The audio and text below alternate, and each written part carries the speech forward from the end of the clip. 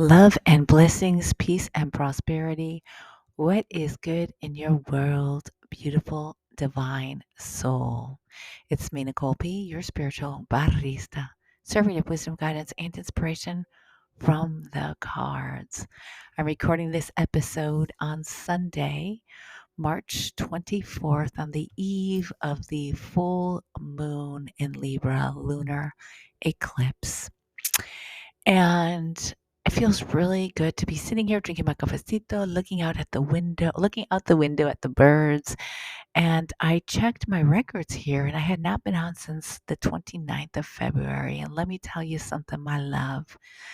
These last near month, I should say almost 4 weeks, have been super intense.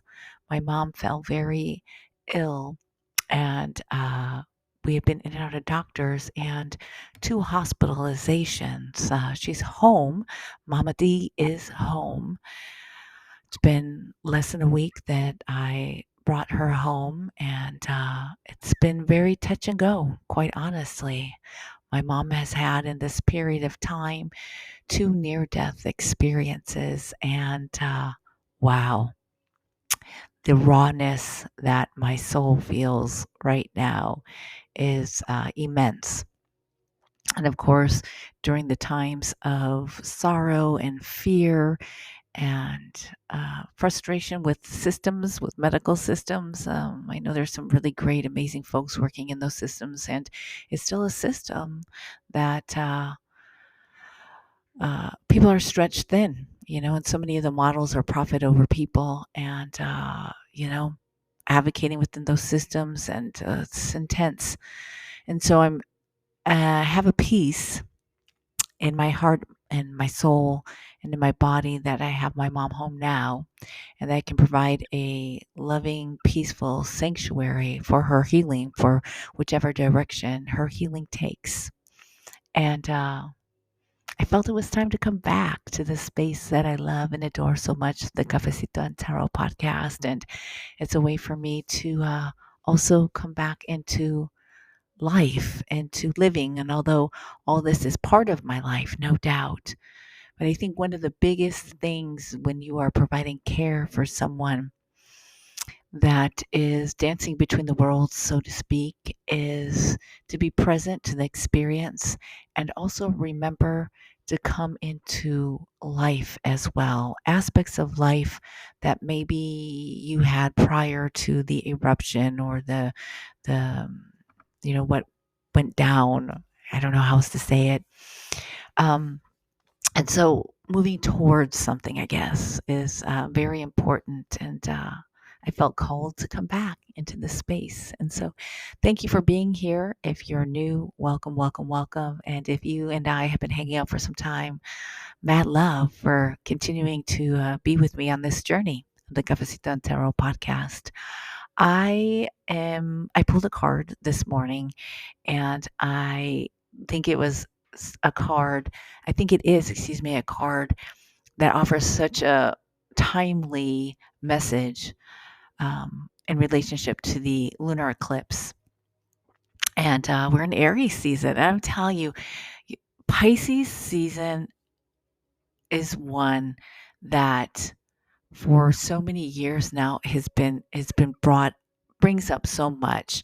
And I almost feel like there's so much tower energy in my life during the Pisces season. And even though we have technically, like, the tower is one of the major arcanas for Aries. So we have in Aries season, we have the Emperor and we have the tower, and our court card is the Queen of Wands. And has been the past several years in relationship, I think, with my mom's journey in her health and the illnesses that inhabit her body. There's always been the eruptions that happen in Pisces season. And what's interesting is it seems that it started in 2012 when one of my aunts. I've lost two now. Two have transitioned. Not lost them. Two have transitioned to the spirit world. But my first transition, my first aunt that transitioned went into the spirit world was 2012, and it was during Pisces season. And it's like it's kicked off this theme of these eruptions. The last, gosh, what, 12 something years, I guess it would be. And always in those moments when things erupt, so much comes to the surface, and you are raw, and then you also get really honest with yourself. So there's so many beautiful blessings and things that have come up, and I look forward to sharing with you some of those miracles and enlightenments that I have had. And so Pisces season, then we come into Aries, right? So the beginning of the new zodiacal year. So it's a new beginning, a fresh start. And so much that comes up washes up to shore during Pisces season. And Aries, it's a remembrance and a renewal of who we are, right? Aries is the power of I am. And there's beauty and being very strong and knowing who you are and where you come from. And there's power and beauty in acknowledging all that you are and having the confidence and the love of who you are, from your values to what you're really good at, what you really love, and what lights your fire, your interests, your hobbies, and then this soul essence of who you are and who you are becoming in the various cycles and stages of your life. And there's also great power in not only knowing and highlighting and celebrating the I am and the aspect of quote unquote positive. I don't know how else to say it, but like the good SHIT, right? But I think there's so much power. Aries season also gives us the space to say, where in our lives and our persons and our personalities and our beings are things that we're not really good at, right? Or that we don't really like. And it's not to say, oh, I'm not really good at X, Y, and Z, so I got to fix it. But rather, it's like coming to a piece of like, yeah, you know what? That's not my jam. That's not my like sweet spot. That's not like my strengths. And being okay with it, not having to fix anything, but being like, this is who I am, right? And this is where I shine, and these other areas I might not shine, and I'm cool with that. I don't need to shine in those areas, right? So this is a beautiful time of a regeneration, of a renewal, and a connection to the power of self-love, self-appreciation, self-awareness, and honoring who you are and where you come from and all that makes you so special and unique, and giving yourself the permission to really hone in on that and love it and be it and just be really strong and proud of who you are. This season is a time of initiation, and yes, we have the Tower in Aries season, and it all depends on what is going on in your journey at this particular time. And yes, the Tower can be a card of upheaval and eruption, and the Tower can also be a card of regeneration. It can be a card to remind you of your power to start anew, your power to rebuild, to start again. Because you've done it once, twice, three times already in the past, and you can do it again. It's a card that can be very empowering, because it also allows you to say, look at what has crumbled. And I'm going to consciously choose, figuratively speaking, the bricks of the tower that have crumbled to the ground, signifying parts of past, whether relationships, experiences, jobs, what have you. You fill in the blank. But this power of saying, okay, look at what has crumbled.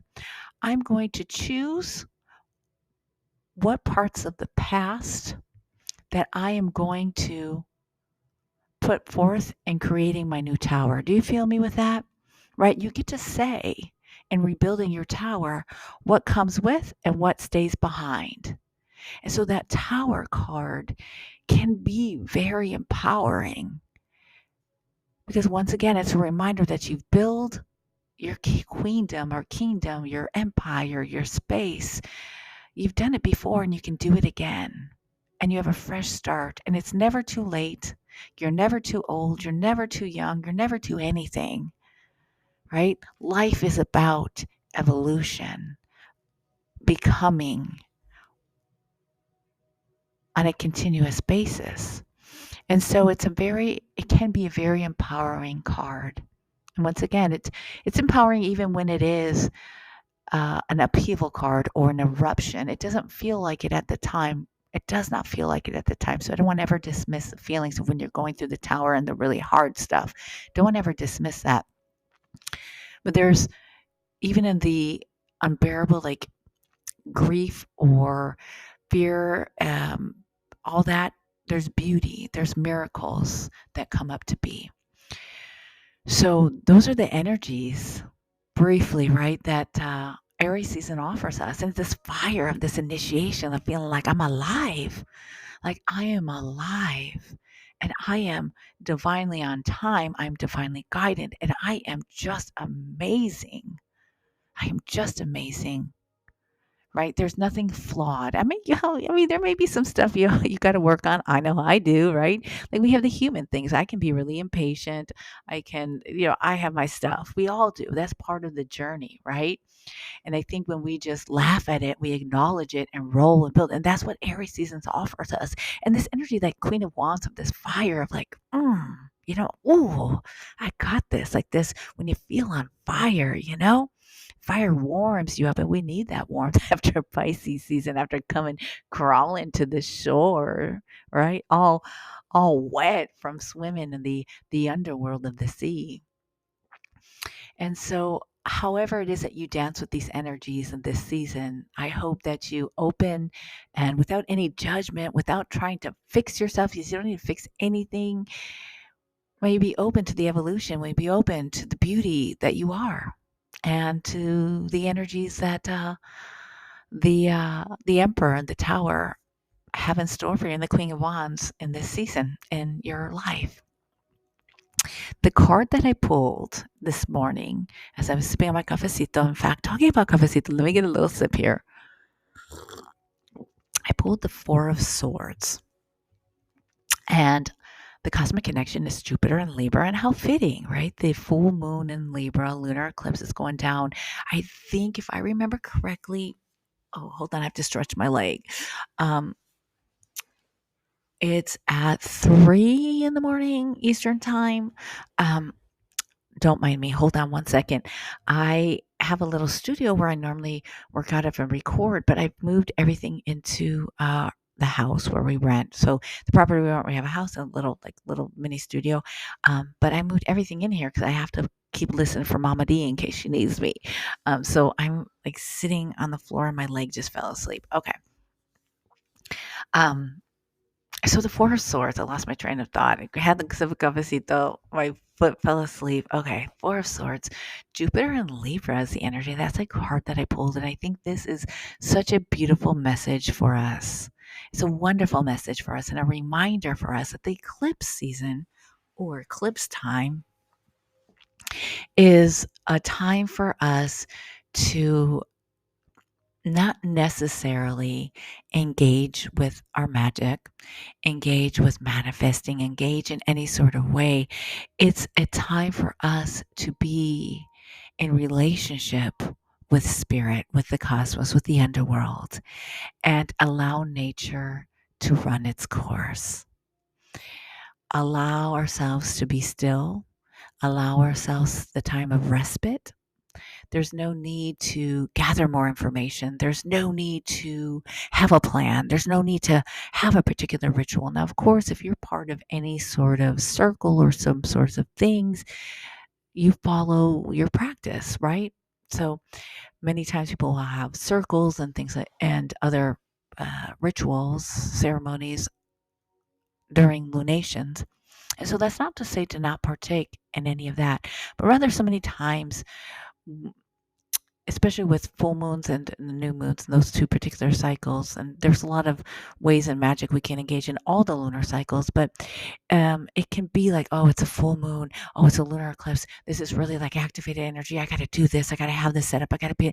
And it's like, no, this energy is about us being in stillness, being in relationship with our medicine, being in relationship to earth, to the planet, to the underworld, to all the beings, and allowing nature to run its course. The last lunar eclipse was towards the end of October in 2023, and there's so much that will be coming to surface from that 6-month time span. And that Four of Swords is the message of respite, of rest. And I know that in these times, in the colonial, neo-colonial, capitalistic society and systems that we live in, we have to be able to find the spaces and the crevices in our lives to be able to have that respite and rest. And I think that reminder of the Four of Swords is that there's not anything particular that you have to do to be open to receive the medicine and the energy from this lunation. It's an activated, it's intensified when we have an eclipse, and it can bring about eruptions, can bring about transformations, can bring about this shaking up. And it brings a lot of insights, and it brings a lot of ahas and understandings. And when we put down the swords, so to speak, in the Four of Swords energy in the card, when we put down our thinking and trying to figure things out, and we allow ourselves to integrate, to be able to be still, to receive. It reminds me of the energy of like a sound bath when you are laying and you're listening to the sounds, and it comes in when you float in your tub or soak in your tub. You're in a pool and you're floating. It's being and allowing the energy to come through you and surround you. And so in these next days, may you find ways to tune into that energy and find that rest and respite in your rituals, in your life, and honoring this eclipse and this lunation. There's this other aspect of the Jupiter and Libra cosmic connection, because sometimes we think, now listen, Aries, especially Aries season, it's definitely action, go-getters, really great at starting stuff. And sometimes we forget, and so we want to honor that. Sometimes you got to do what you got to do. You got to be in action mode, get that, right? Sometimes we forget that action also means stillness, that sometimes it isn't forging ahead that is what is being, our soul is asking of us, and spirit is asking of us. Sometimes that expansiveness of opportunities comes from stepping away, comes from the rest and the respite. Hanging up the ideas, so to speak, right? Hanging up the swords and allowing yourself the space to be and to integrate and to experience on a embodied level. Because we can think that we need more information, we need more this, we need more that, got to keep going, got to figure it out, got to figure it out, got to figure it out. And really what the call is to step away and to be still. So in these days, once again, may you find ways to step away and be still. May you find crevices. May you be able to carve out crevices in your life to be able to be still and take it all in and allow. I think that's a really big message from eclipse seasons, is allow nature, spirit, the cosmos, the underworld to do what they do. And yeah, it's going to be intense. Eclipses are always intense. We have the next one coming up April. Oh gosh, is it April 4th or April 8th? I had the the dates, and I didn't bring them with me to where I'm recording right now. I was actually looking up, and you can look up if you're interested to going down, digging down, delving down, I should say, a little bit deeper into like your chart and where the eclipse is touching on your chart or your birth chart, your natal chart. You can go to, I think it's Astro Seeker, Astrology Seeker, and you can choose your house system. I usually do a whole house for myself. That's the way I work with astrology and charts. And it'll show you the house on your chart where this eclipse is shining, so to speak, where there will be energies and things surfacing coming up. And so I invite you to do that and look into that if that is of interest to you. And so it's those energies. And what I forgot to mention, with the full moon in Libra and this lunar eclipse, the tarot energy is the goddess of justice and the empress. So we have the sun and the emperor and the tower and grandmother moon, major arcanically speaking, is dancing in the house of Libra with the goddess of justice and the empress. So some really deep energies around karmic connections, relationships, communities, also to beauty and nurture and nature and birth and rebirth. And we don't have to figure it all out, and we don't have to know in our conscious mind. I think the big message is of trust and surrender. Trust and surrender for this lunation. And so, my love, that's what I got for you on this episode.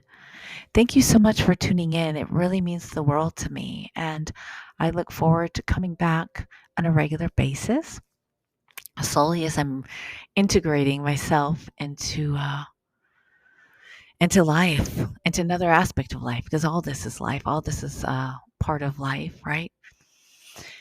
And so I raise my cafecito to you. Cheers.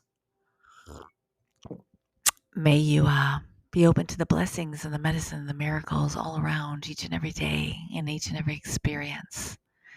And may you be at peace with what unfolds in your life during this eclipse season. And that's what I got. I guess I'll close it out at that. So thank you once again for tuning in. Mad love to you. If you're not done so already, and vibe with this work, I invite you to leave a rating on your platform listening platform of choice. Oh my gosh, how do I say that? The platform that you listen to the podcast on. If you could leave a review, much greatly appreciated. I was really excited that in FeedSpot, no, not Buzzsprout, I think it's FeedSpot, the Cafecito and Tarot Podcast made it in the top 10 Tarot Podcasts of 2024. And I'm really honored to be able to be in this space and doing this work.